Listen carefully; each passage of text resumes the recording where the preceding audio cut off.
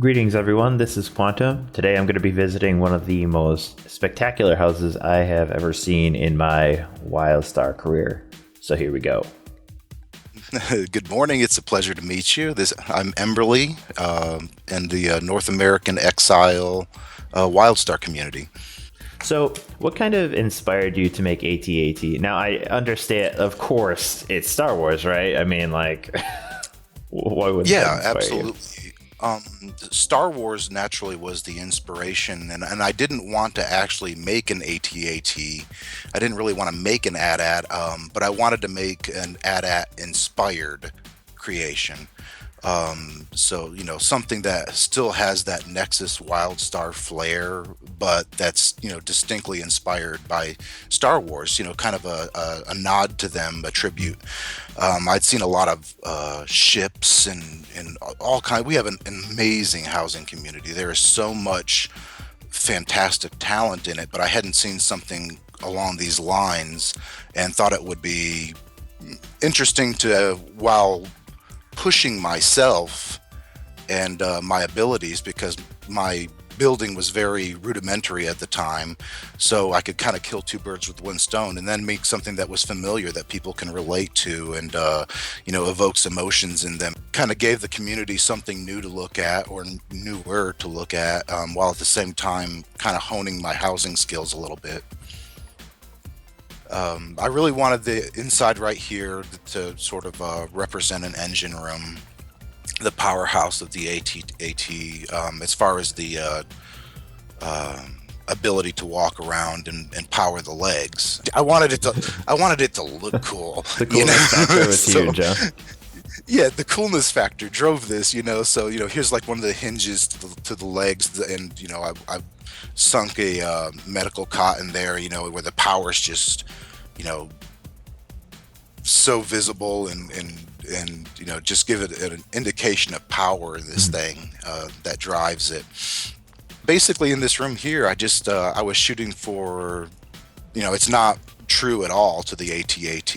I just wanted to give it this sense of awe and power. If you get everything turned on, it's like, wow, it takes a lot to make this mammoth thing. We're gonna walk around the property. I put some control panels up here. It takes a handful of people to run the AT-AT. So this was at the time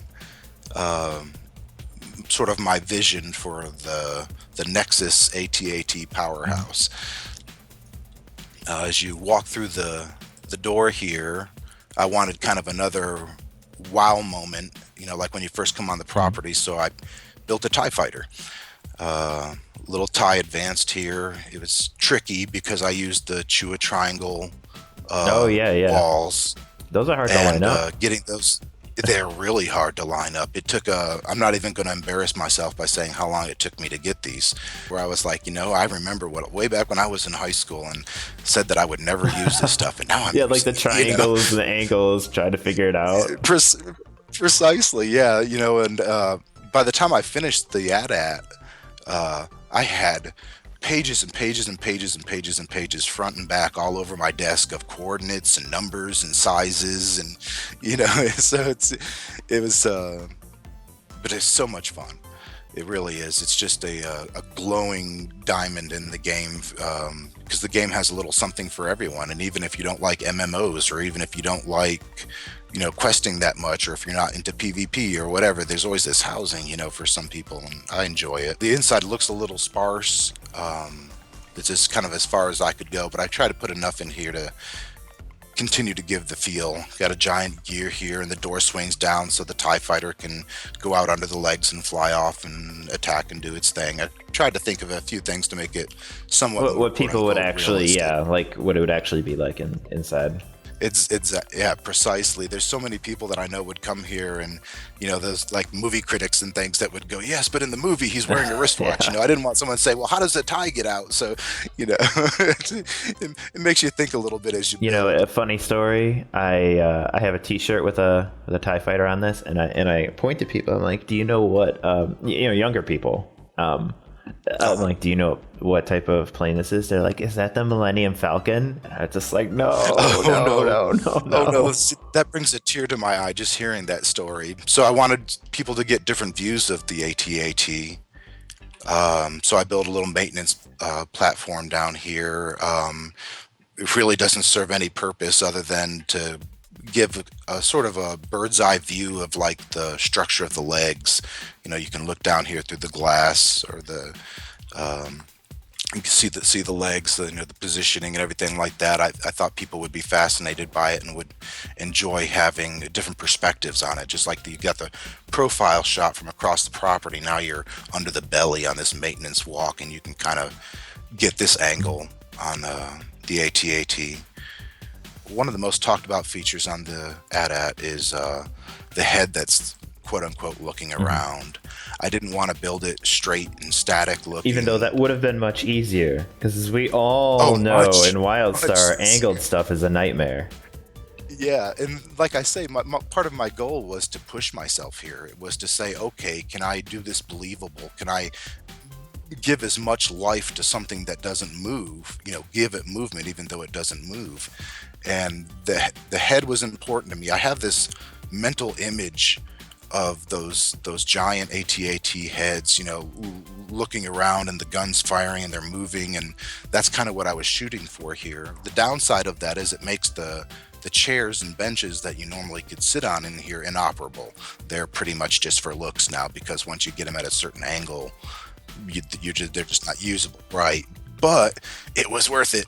It was worth it. Like I say, looking straight ahead would be great, but turning and looking at you as you come on the property and you kind of pan your video camera up, and it's like, whoa, you know, it's, yeah. Don't shoot. Up here's just sort of a common room. Yeah, because they gotta have lunch, right?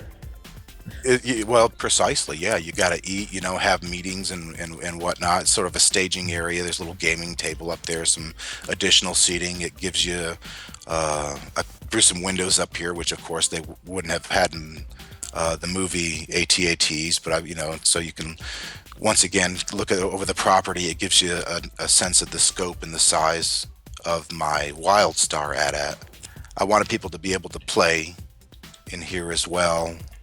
Like I say, push a lot of buttons and make things work. Is So this an I threw Orin in- loving area? Because my human doesn't fit. Or do I Oh gotta like no! sneak? I could probably sneak around the side here. Oh no, okay. Oh no! Okay. You got to kind of come around the side here. Yeah, yeah. I tried to make it as friendly as possible. I honestly did not have any Greenock help me test this, so it's very possible that it's not very friendly to them. But I know a human should be able Okay. to. So, Oh, that's cool.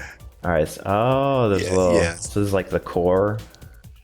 yeah, this would be like the core, this giant glowing power source here, right? You know, so that helps you monitor it, and you know, you've got the fences that you can interact with to enter that area. Otherwise, it's restricted, you know. And this AT-AT actually has a lot of Dominion influence in it, and I had to kind of come up with a story for people that had to know. So they were like, "Well, how did you get your hands on this? This is sitting up on an exile lot." And I said, "Well."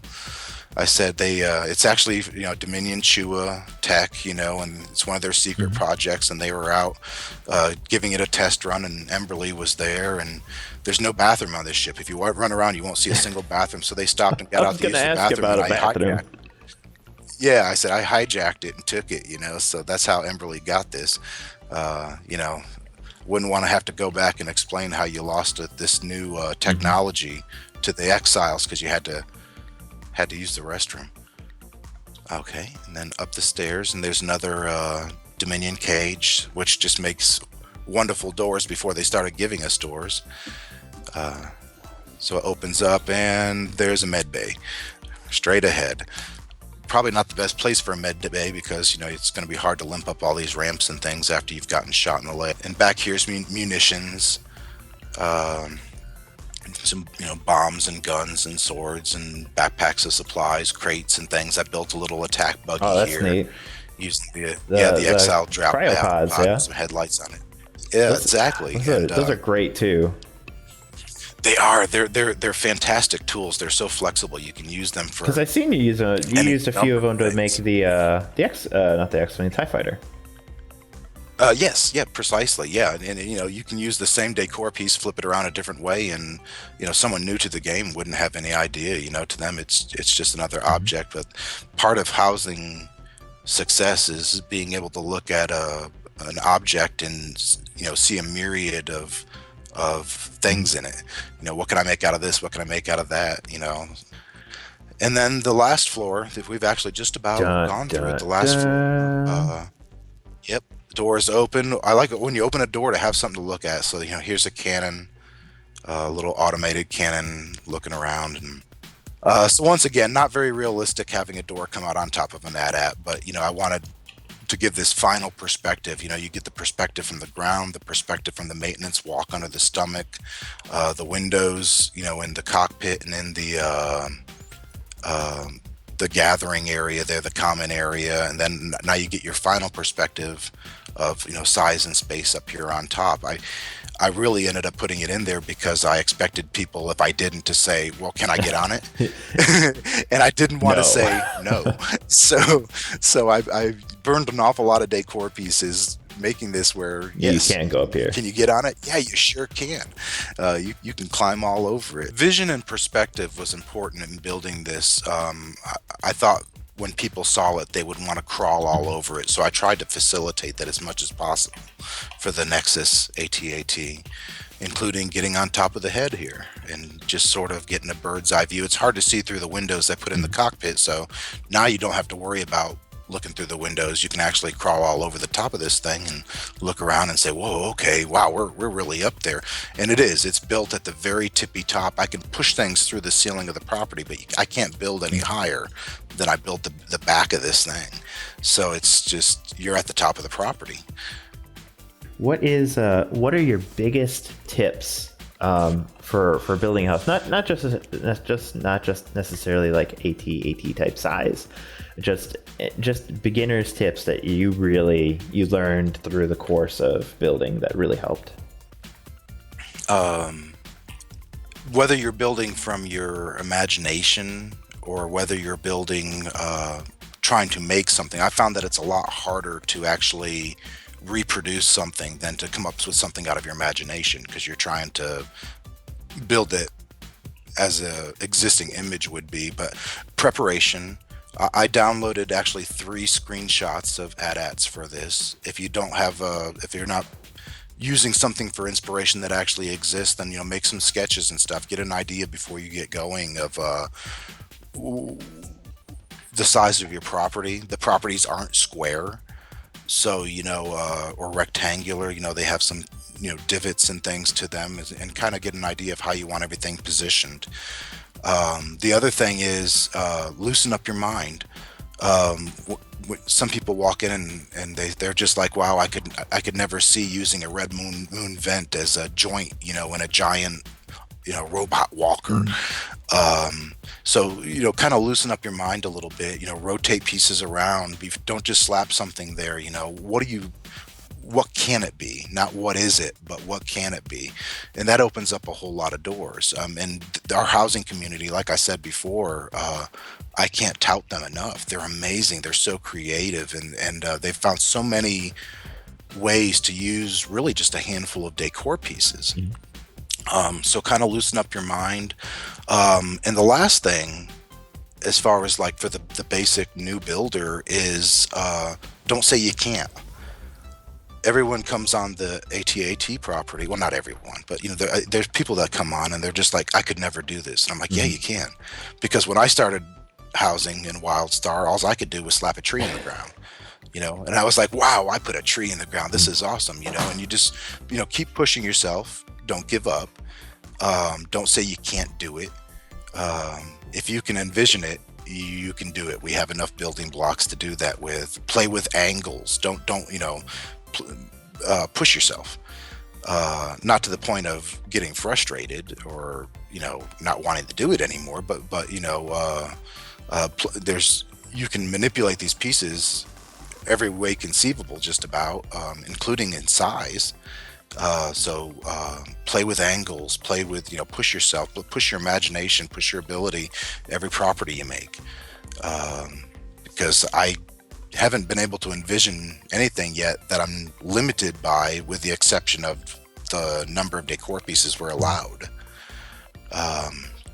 Try to give your things life, so you don't walk on and have your property feel like a picture. Have it feel like you're going home. Cool.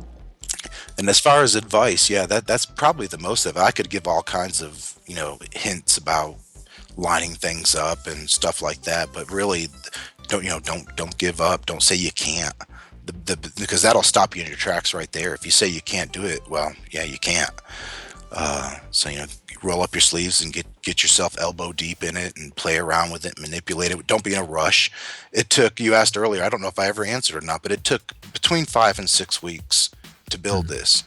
And that was 4-5 hours, sometimes in the evenings. I didn't do any adventuring or quests or anything at the time. I invested a lot of time into it. I could do it a lot faster now, because I learned a lot while I was building it. But it took a lot of time. Is there anything else that you want to say? Well, the two main things would be just to let the Wildstar developers, everyone associated with it, just know how much I delight in their game, in their world. I have really used it almost as therapy. Like I said, this has just been a wonderful place to call home, and such a well-made game that's just always in a process of getting better. And the second aspect of that would be just to let the housing community know how much I appreciate them. Not just the housing community, but the whole Wildstar gaming community everywhere I've gone. But I'm in a guild of 2 people, just me and my, but I kind of consider the housing community to be my guild. It's like I really enjoy talking with them, cutting up with them. Emberlee, she's a fairly well-known character, and she's got a pretty distinct personality, but she just really enjoys coming home to the game and chatting it up a little bit, and just appreciates the encouragement, and I give it back to the community. It's awesome. Hold up. This is not a desperate plea for likes and subscriptions, I promise. Emberlee did want to express his most sincere gratitude to Carbine and the community for making the game as enjoyable as it is. Emberlee does have a tight personal budget, though, and uses cred to sustain his subscription, which in turn reduces the amount of time he can work on housing and acquire decor. So if anyone is willing to toss him some cred or spare plat, I'm sure he'd appreciate it. Alright, cut the sad puppy song. And of course, I'd like to thank you for watching, and I look forward to seeing you on Nexus.